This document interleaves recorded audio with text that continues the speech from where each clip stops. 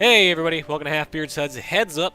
Today we're looking at the closed beta preview build of the Incredible Adventures of Van Helsing 2. That is a name. God damn it. It comes out on 17th of next month, 17th of April. And we're going to take a look at it. I really enjoy the first one. It's basically like Castlevania meets Diablo. And it seems like they have just gone all out for this sequel and just piled in stuff. I've got a big chart I'm looking at, and I could read off everything here, but basically, there's just like everything. They've put in a ton of shit. So, let's start off by just showing that there's character classes this time. Last time there wasn't character classes. There was, yeah, unfortunately, because this is a preview build, I can only go veteran. I can't go what I'd want to do, which is just normal, but whatever. Last time you were just Van Helsing. You were just this dude, you had swords, you had a gun. It was basically these two classes mixed together, and that was that. Now we have got a total of 6 classes. They say 3. It's 3 because it's essentially like 3 focuses, but then there are classes within those focuses. So in kind of the martial focus, we've got your blade. He's all your close combat dude, and you got your gunslinger. He's more guns, obviously. And he's equipped abilities to slow, immobilize, and dispatch moderately large groups. And that's kind of the stuff you got to play with in the first Van Helsing. However, we've also got a magic class this time, which this was basically added. Both these kind of classes were kind of added as DLC to the original Van Helsing in a way. There's a magic and a mechanist class added to the original Van Helsing as DLC. The magic classes here, you got the Spellkeeper and you got the Adeptist. They do stuff. And we got for the mech guys, we got Contraptionist and the Bombardier. So we're gonna check out one of these newer classes. I haven't actually got to check these out. What do we got here? Emphasis on raw power, or armed with spells that remain on the battlefield for long periods. So just kind of stuff that sticks around. And Bombardier is yo bombs and mechanical allies. I like the sound of mechanical allies. Also, this guy looks like a cool bug thing. So yeah, and his name is Buggius. Yes, this is what we are doing. Alright, we'll play normal. As you can see, lots of difficulty modes. You can do what you want there. Hardcore, just like in the last game. Lots of stuff for you to do that way. So let's jump into the story. It just kind of drops you right in. Just kind of in medias res in this story here of there's a big war going on between the dude you fought at the end of the last game and like vampires and the people of Borgova. And I don't know. The story of the last game was a little odd, and it definitely ended on the story of the last game very much ended on I wouldn't call it a cliffhanger. It just kind of felt like it ended, and that there was still more story to come. It almost felt like an episodic game, and this is clearly picking up from that. Though I really hope the full game when it's released does open a little more with a little bit more backstory, just so I kind of know what's happening. Because it's clear that where we're starting here is further than the last game. So this load screen is going to take a while. The opening load screen in this game, same thing with the last game, it always takes a while. You can see it slowly loading in. It's going to be blood drops on the bottom here. So while it's loading, I will tell you about the stuff that's new in this game. As we talked about, more character classes, there's more multiplayer modes. Apparently, this story is much more complex than it was before. There's a lot more humor, a lot more references. There's more of that tower defense minigame, 7 levels of it this time. So there's apparently 30 plus unique weapon models in the first game. Now there's 250 plus. What? I have this 50 different sets of items. Oh, we're fighting dudes. Look at all these dudes. Gonna kill them. There's apparently dynamic weather now. 1,000 plus items, they say. That's a great many items. Hogger has deployed the grand mortars. So this guy's like, hey, I'm your buddy, I guess. Shells. Each shell opens an ink gate, so his soldiers have already got through your defenses. Yes, you remember ink is like the crazy, awesome extra dimension underneath ours, and he's basically using the ink to send bad guys behind our As he thing. promised, you must clear this whole area before they run you down. Alright then. So what else is there? There's a trophy system, there's more skills, more power-ups, there's rune crafting, monster models, more quests, and guess what? It's the same fucking price. Okay, so I got a flamethrower, I gotta hold the button. Alright. That's kinda awesome. I like this. That's kinda dumb, but I get it. And then we've also got a little thing. Oh, I'm spitting out dudes, I guess. What's going on here? I don't see a guy, but there's clearly monsters I'm spitting out. Let's see. Pocket Mechoid. Oh, it's like a little spider guy on the ground, I guess. I guess the model isn't in for him yet. All right. So let's look at some stuff. I can also deploy turrets. I can deploy a normal turret. I can deploy a phlogiston turret. Let's look at my stuff, because this game was, the original game was packed full of just shit. Just like all sorts of stuff. So let's take a look here. Yeah, this is a really early build. That's why you've got things like missing pictures and models and stuff like that. Keep in mind, super early preview build, not out till April, and even this version is within itself rather like earlier than probably what they have ready to go now. So the full build when it comes out in April will be complete, but there's there's plenty of more armor and stuff. So this armor's not better. My current armor is fine. Stick with my current armor. What was I gonna show? Character sheet. You're still leveling up stuff that way. You're still able to level up Katarina. If you remember, she was your ghost friend, and she's always fighting alongside you. She basically acts like the dog from Torchlight, in that she can pick up items, and you can, give her items, have her, go send them off to break them down and stuff, or sell them, or you can have her go shopping for you. And you can set her behavior here, and you've got all these skills you can put points into. Do I have skill points to use? No, but as you can see, I've got all these skills I can drop things into, and that'll do things like she increases my defense, or 10% of the damage I receive goes to her to split it up, or a portion of her willpower is added to my maximum mana. All sorts of crap like that. What else we got here? Skills. These are my skills. Remember this big frickin' tree? Yeah, you do. Except now it's not as except now it's for the arcane mechanic. It's interesting. I guess the other classes don't have a thing here, because when you're playing as the Blade, you also get the ability to equip ranged weapons just like in the original game. Let's see what we got here. We've got some points. They're all been spent. See, they're putting like Pocket Mechoid. I got the Phlogiston Torch. This kind of stuff. And then I can, and you can upgrade these spells over time. Some are passive, some are not.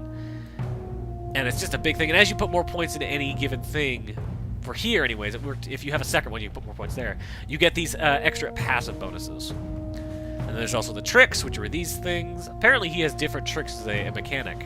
The ability to drop turrets. That's pretty cool. Let's see. That's not how you spell electric, but okay. Creates an electric spear around you, providing complete invulnerability, but also blocking movement and offensive skills. So basically it's a way to sneak out of combat. And then we've got auras as well, which I think these are probably the same. Yeah. Alright. So that's some stuff. Let's, active auras. Yeah, these are passive. Okay. So it looks like these are different. Completely different for both classes then, because I didn't... Huh. Missile turrets. Yeah, there's clearly classes here, like... These tricks are different if you're the other class, because there's a healing trick around here somewhere, so...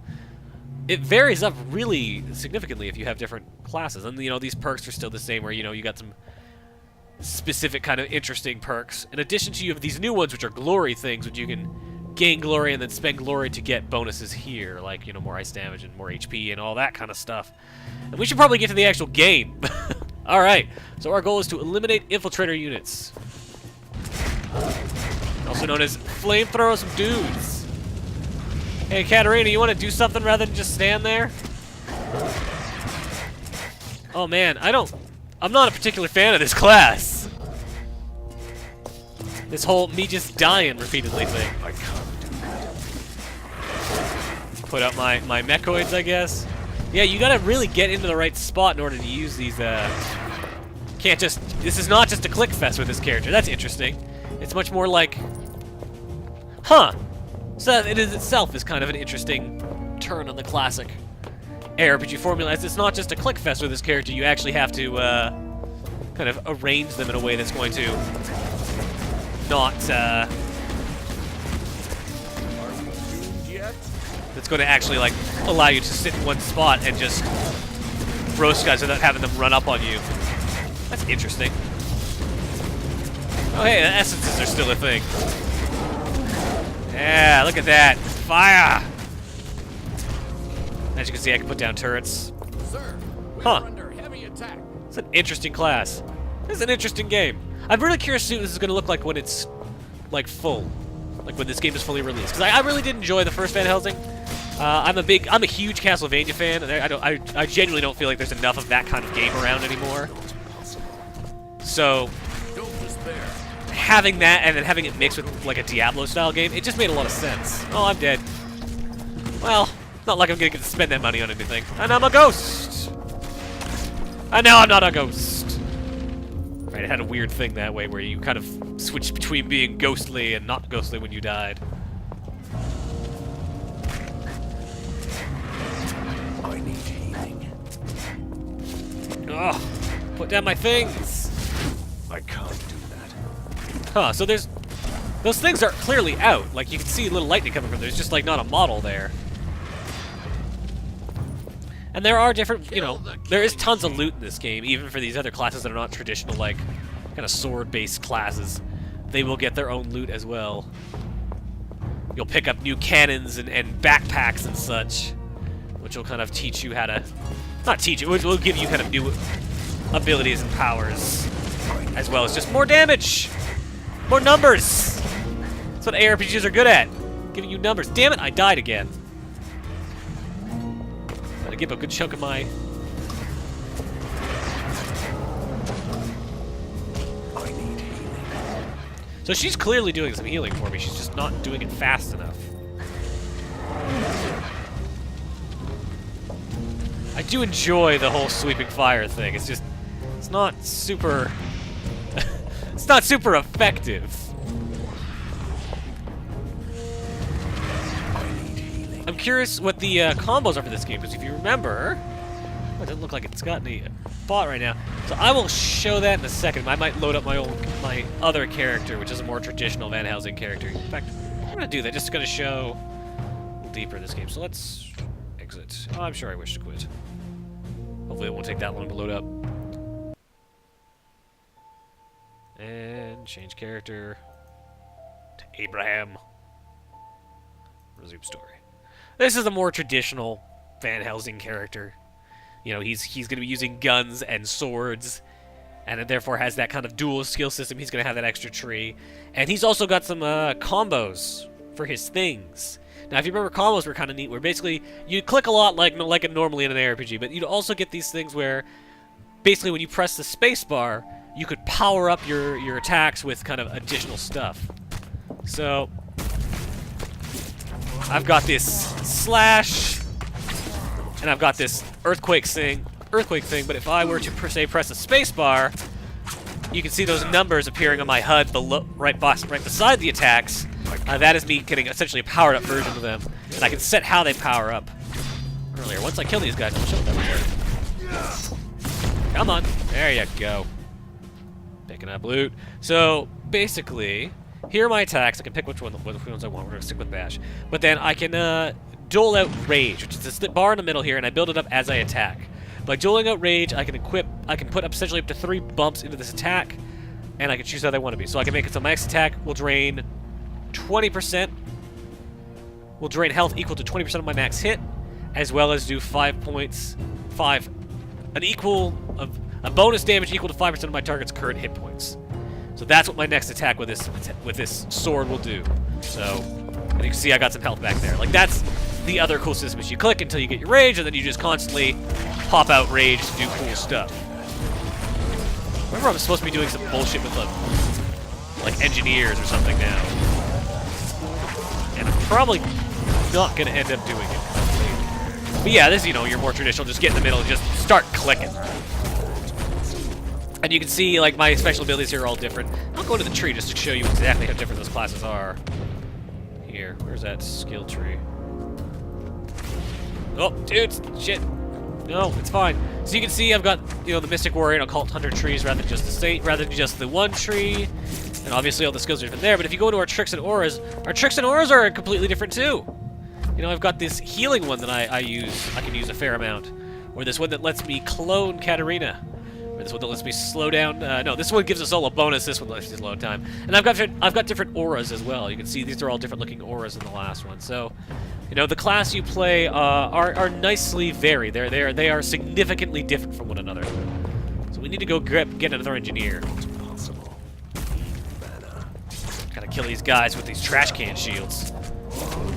Let's pop out some extra Katarinas. Pop him out! Go! Oh, apparently I've already done it. Oh, I see. They split off from her. I thought they come off of me. I'll freeze time then. I find it odd it freezes everyone but me. It freezes Katarina.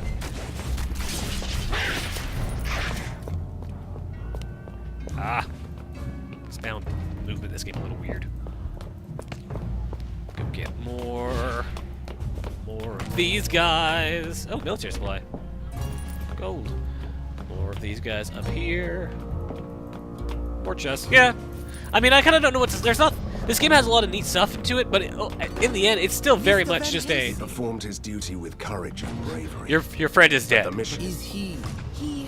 Well, he told us to look for you in case. I'll prove that by not letting you get me killed. Instead, I will just give you this automated tool. Oh, awesome! So basically, what happened originally was this guy was like, "I'm an engineer." Well, he was efficient. I suppose we shouldn't choose the first volunteers. So yeah, we ran into this first guy. We ran into these engineers originally, and this guy's like, "I will come with you, and I'll turn on these stations. It'll be great. We'll save the world." And we're like, "All right, man. It's gonna be real hard to protect you. You might die." And he's like, "That's fine. I'm not gonna die. You guys are gonna protect me." Then he died because I wasn't very good at protecting him. And then we went to his buddy, and his buddy like, "Yeah, here's just this automated thing. I'm not gonna go with you guys." That was a really dumb idea from the start. I don't know why my buddy chose to do that. I do enjoy it when characters in games are kind of are aware of how fucking stupid their decisions are. Two. We are at 2. Wow. It took that last engineer like 3 goddamn minutes to do that. Apparently all I needed to do was click it. Well, way better engineer than those actual engineers. I need healing. Okay. Just pop all my things. Oh, I died. Oh well. Spend the gold, respawn right here. Come back! I can't do that. There we go. My healing thing. You can see I got my passive on the side there. This is just a big, crazy, full ARPG. If you like Diablo or Titan Quest or anything like that, you'll probably get a kick out of this because it's basically just that kind of game, but with a Castlevanian twist to it. Which, not a bad thing. I like both those things. I like my Diablo, I like my Castlevania. I'm happy to put my Diablo in my Castlevania. It's like a video game Reese's Cup. These dudes. I think I'm definitely, when I play this, when, you know, this game is out and I'm playing it for real, I'm probably gonna go with the magic class. 'Cause I want something new. Those gears got those, you know. That guy with the blowpipe didn't really do it. The flamethrower was not my weapon of choice. We are ready. Finally. The ability to click repeatedly always beats out the ability to stand in the spot and just spit fire. Awesome, we stopped this thing. So now those little helicopters aren't going to show up anymore. Fantastic. Alright, so what else do we need to show in this game? Oh, well, me dying again. Alright. Not my intention, but fine. I kind of feel like I've shown what this game is and how it works. I mean, there's a lot of new stuff that's going to be here, but it's not kind of stuff that I can really show easily. I mean, there is a big tower defense minigame that we're probably not going to see. That takes place in your lair. You got like a home base in the last game. And there's like this cool tower defense thing where, you know, monsters will come pouring in, and you will just set up the fences and go fuck them up. That was pretty cool. Apparently there's more of that. There's also a lair beast. I don't know what that is, because it wasn't in the first game. The chart just says lair beast. First game? No. This game, chimera. Which, that means nothing to me. A chimera will be my lair beast. What is the lair beast's purpose? Oh. Stuff, I guess. Maybe he'll defend me, maybe I'll fight him. Maybe he'll just hang around. Also, there's rune crafting. I don't remember. Runes were in the first game. You could attach them to stuff. I don't really remember how they were useful here. Alright, so let's teleport back to my hideout, which is just gonna be up here. There's still a sword, you're still buying stuff, you're still finding all sorts of cool shit.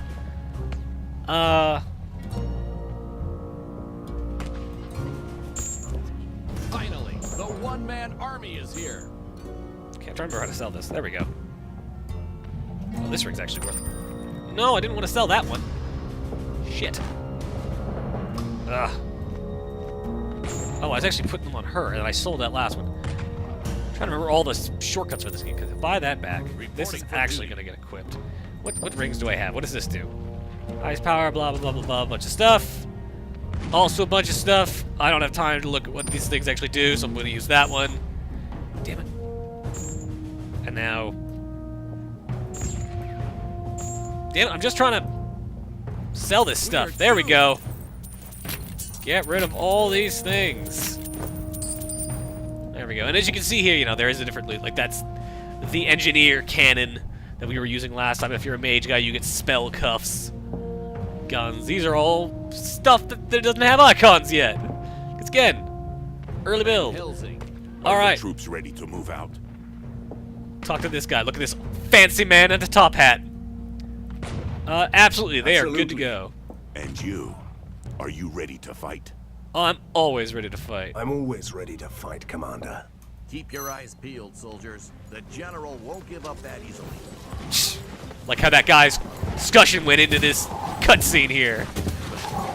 Lots of good monster designs in this game. Like, there's just, like, awesome, gross-looking, like, evil dudes. Because that's the whole plot of this game, is that it's, you know, it's ancient magic, so, like, vampires and werewolves and stuff, versus, like, mad scientist crap. So you get these awesome, horrible Frankensteinian monsters, which is just great. It's what you want out of this. We're gonna hang out here with these guys. We fail, not the end of the world.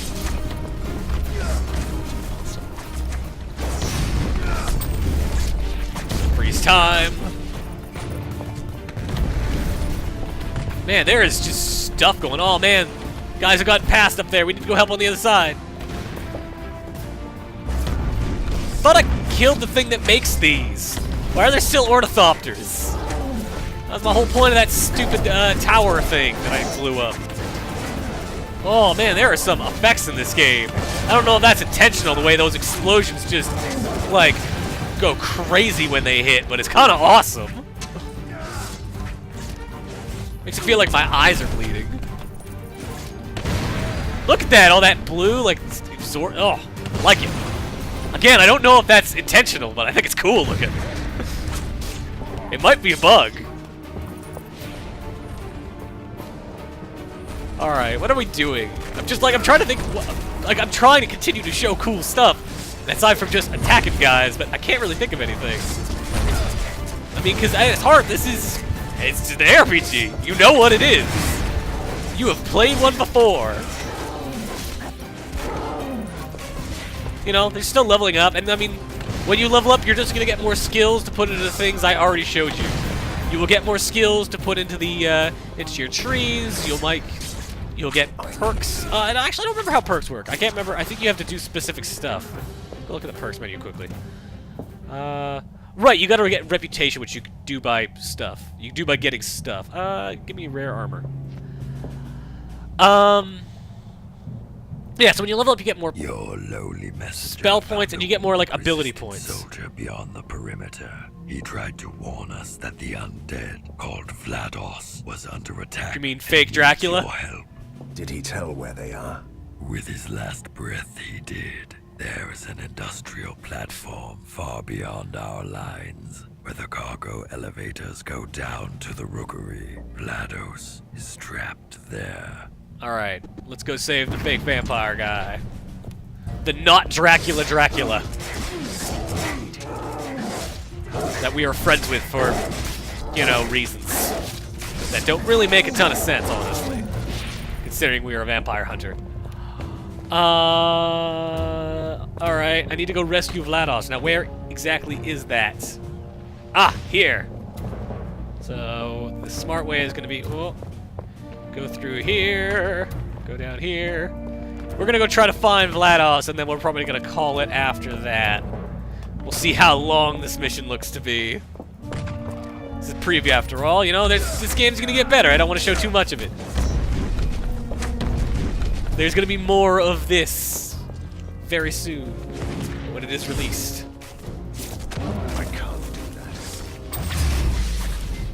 that. Again, like, I love the look of these guys. Like, these big, crazy, just, like, wrecked up dudes. Look at this little crazy dome head guy.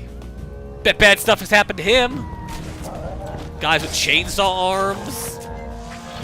It's a very kind of like Warhammer approach to Frankenstein, basically.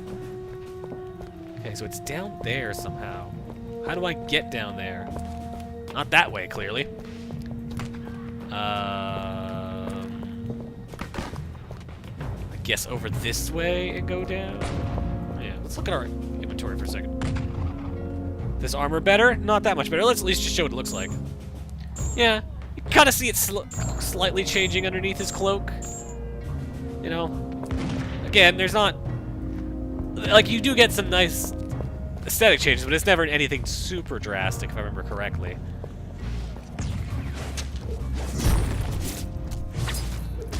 Alright, I feel like it's gonna be a while before we go see Vlados, so... Oh, I died. Come on, become real again! There we go.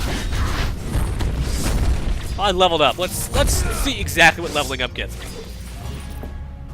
Level up. What do we got here? Yeah, more body points, because that's physical attack, and more luck. 'Cause luck's always useful.